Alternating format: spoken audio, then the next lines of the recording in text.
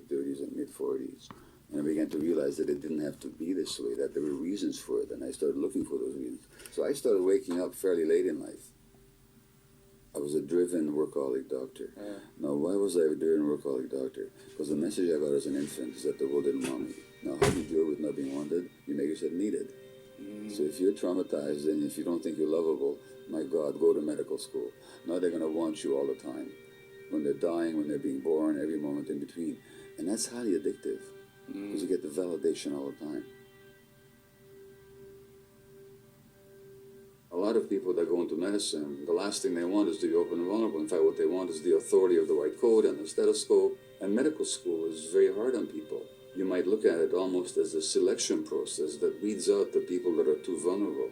The long hours, the deference to unreasonable authority, the stress that you are willing to subject yourself to. And these are the people that, like me, become physicians. So that selects out against the vulnerable. I went to medical school here at UBC. At that time, we did not get a single lecture of trauma. They did not even hear the word. They still don't hear the word trauma in medical school.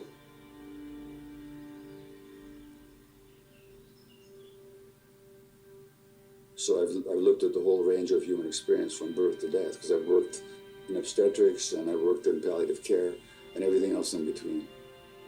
The modern medical paradigm in practice separates mind from the body, and it separates the individual from the environment.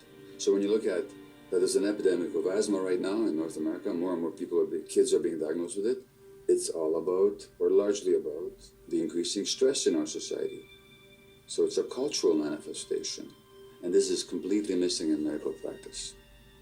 If you look at Black Americans are more likely to get prostate cancer and more likely to die of it, and not because of lack of medical care. But maybe there's something about being a minority in this particular culture that is so highly stressful that it deranges the immune system. If you look at the asthmatic Afro-American woman, is that asthma a manifestation of her own pathology? Or is it reflecting a social malaise? Which means the emotion, whatever you experienced, probably suppressed rage or shame, whatever you experienced, actually affects the physiology of your lungs. Medicine is very interesting that way. If you go to a dermatologist with an inflamed skin, what kind of cream are they going to give you? Anybody know? Steroid cream, right. If you go to a rheumatologist with an inflamed joint, what medication are they going to give you? Steroid very often. If you go to a lung specialist with asthma, what kind of inhaler are you going to get? Steroid. If you go to a gastroenterologist with inflamed intestines, what kind of medication are you going to get? Steroids. Now, what are steroids? They're copies of cortisol. What is cortisol? It's a stress hormone. We're treating everything with stress hormones. Maybe it should occur to us that stress has something to do with the onset of these conditions. The fundamental problem is capitalism, or I should say materialism. As long as the research is driven by the profits of pharmaceutical companies, what's going to drive the education of physicians except the profit motive of pharmaceutical companies? I mean, just obvious. People have to be seen as automatons, as beings without really emotional needs or spiritual needs. As globalization and globalized materialism spreads throughout the world, so is autoimmune disease spreading throughout the world in societies that hardly even knew them before. Diseases, whether mental or physical, are normal responses to abnormal circumstances. And that what we consider normal in this society is often actually insane. In the most health-obsessed human society ever, all is not well. In the US, the richest society in history, fully half of the citizens have a chronic disorder such as high blood pressure or diabetes. Illness is when part of an organism starts working against the overall benefit of the organism. So that, say, in an autoimmune disease, the immune system attacks the host organism. So a system that was designed by nature to protect you now turns against you. Cell division, which is meant to be, coordination, with the needs of the entire organism gets out of hand, and now you've got cancer.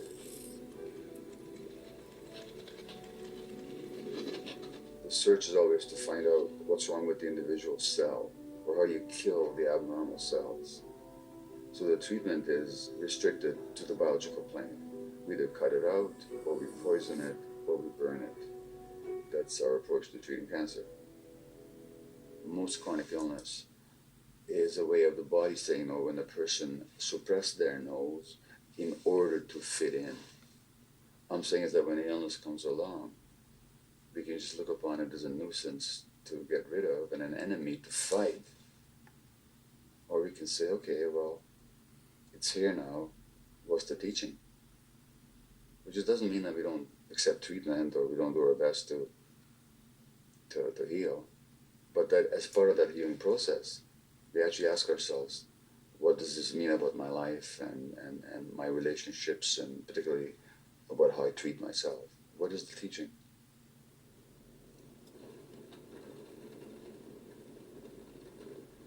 My name is Tim. I'm 51 years old. I was given a diagnosis of prostate cancer about 1.5 years ago. We actually had a full radical prostatectomy.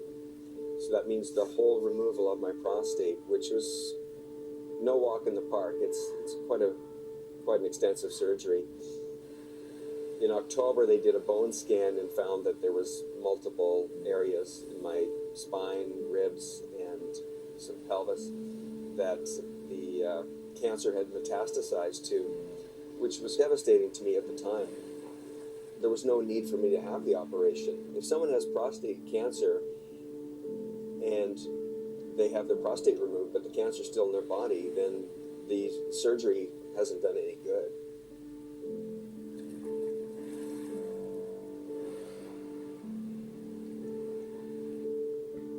There was no root cause analysis of why I got it. What I soon discovered was that everything was a Band-Aid. The average general practitioner under the insurance programs gets to see a person for 6 minutes, and a psychiatrist gets to see them for 10 minutes. What can you do in 10 minutes? You can adjust medications.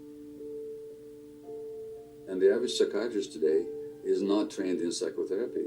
They're trained in what's called biological psychiatry, which fundamentally means altering the biology of the brain by handing out prescriptions, which never get to the heart of the problem.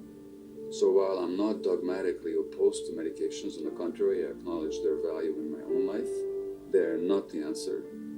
And at the very best, they should be only as a stopgap measure until we get to work on the real issues. Why this disease? Why in this person? And why now? Unless I answer those questions, unless I ask those questions, we can't talk about wholeness. We can't talk about healing in the deepest sense.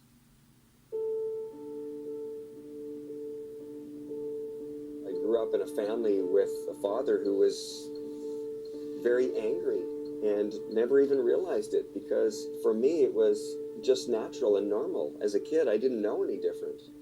And I was very scared.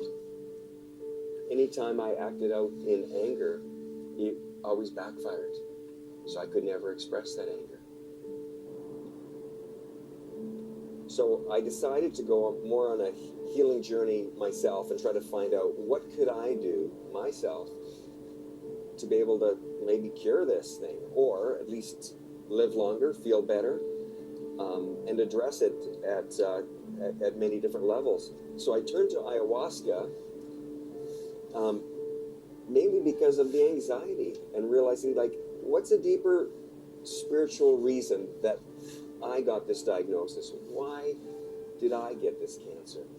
I got more out of ayahuasca in one journey than I probably did in 5 years of psychoanalysis.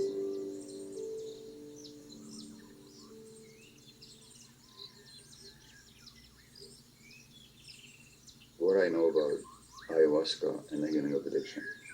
Ayahuasca being an Amazonian brew, which has got psychedelic qualities. It can induce visions and deep experiences.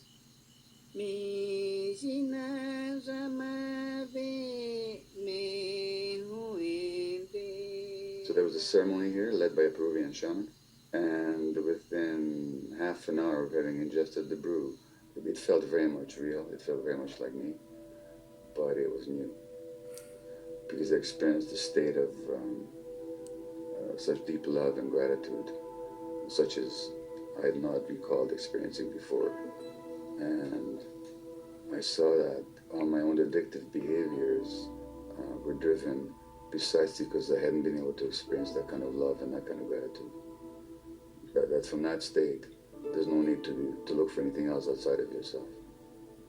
And I also learned very shortly that the ayahuasca has the power to teach people about their trauma, to actually show them what happened to them. All of a sudden, oh yes, this is what happened. This is how I decided that life is unbearable. This is how I decided that I wasn't lovable. This is how I decided that I had to soothe myself from the outside because there was no peace inside. And immediately I said, I'm going to work with this. And once you start working with one psychedelic, then you become aware that there's a whole world out there, and there's a whole resurgence now in the healing powers of psychedelic modalities, and so there are other substances. The deep therapeutic potential of psychedelics resides in the fact that they get the conditioned mind out of the way. So people have access to two aspects of reality that they're usually not in touch with. One is the deep trauma and pain that they're carrying that they can actually look at now. And in the appropriate, compassionate, safe context, they can experience these troubled emotions and mind states without having to be driven into insanity or having to escape. If you're going to use psychedelics, it has to be combined with very adept therapy at the same time. So in my work with Tim tomorrow, we'll be using one of these modalities to see if he can be guided deep into himself so that some answers may emerge for the existential and life issues that he's facing.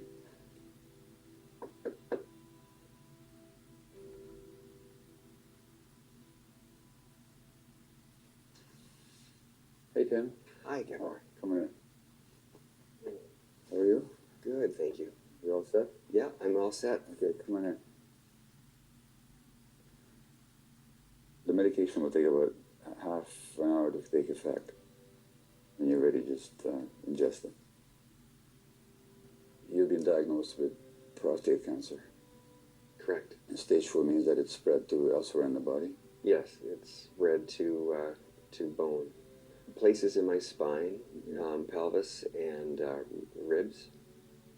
In my view, people that develop cancer tend to be nice people who are more concerned with the emotional needs of others than their own. They have a hard time expressing healthy anger. And also they have this belief that they must not disappoint anybody. How do you feel when you perceive that somebody is not seeing you, is not listening to you? I felt very sad. And probably a bit of a tinge of anger there too as well. Yeah. So how about we rephrase that? Anger. Yeah. I felt anger. What do you feel in your body when you say those things? Just checking with your body. What's happening there? I feel a little bit energized from it. Just saying it, yeah. Absolutely. I feel a little bit more awake. So notice how you deprive yourself of energy. Mm-hmm. Okay. Just that makes me just really sad just thinking about that.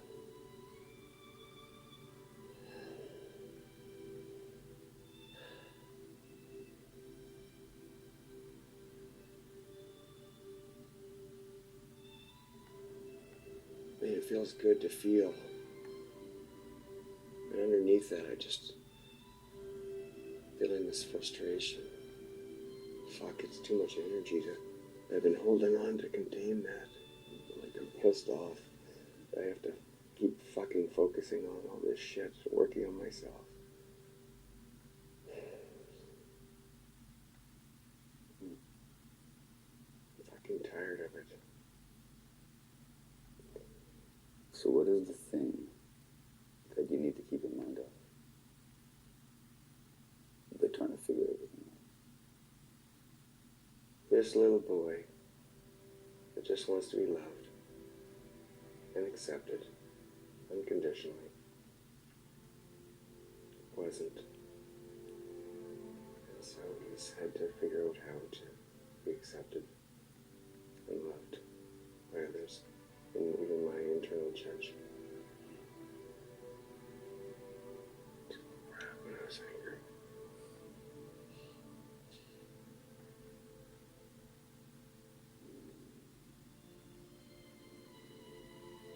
You can stop all this work. You just actually just be here and whatever there is.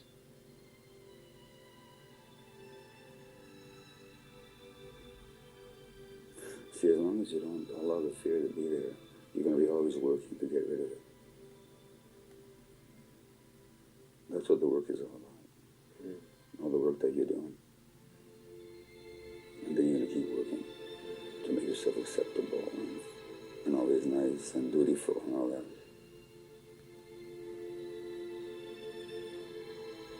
Or you could say, okay, the fear's there. I'll let it be there. I'm big enough to. There's enough space here for it to be a part of me. It just seems too easy. Yeah, it's got to be a lot more complicated than that.